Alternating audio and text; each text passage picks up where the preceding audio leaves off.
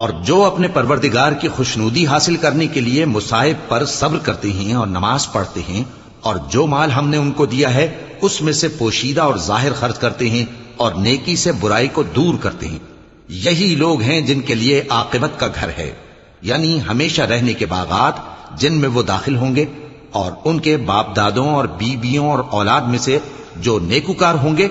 وہ بھی بہشت میں جائیں گے، اور فرشتے بہشت کے ہر ایک دروازے سے ان کے پاس آئیں گے اور کہیں گے تم پر سلام ہو، یہ تمہاری ثابت قدمی کا بدلہ ہے، اور عاقبت کا گھر خوب گھر ہے۔ اور جو لوگ اللہ سے پختہ عہد کر کے اس کو توڑ ڈالتے اور جن رشتوں کے جوڑے رکھنے کا اللہ نے حکم دیا ہے ان کو قطع کر دیتے اور ملک میں فساد کرتے ہیں، ایسوں پر لعنت ہے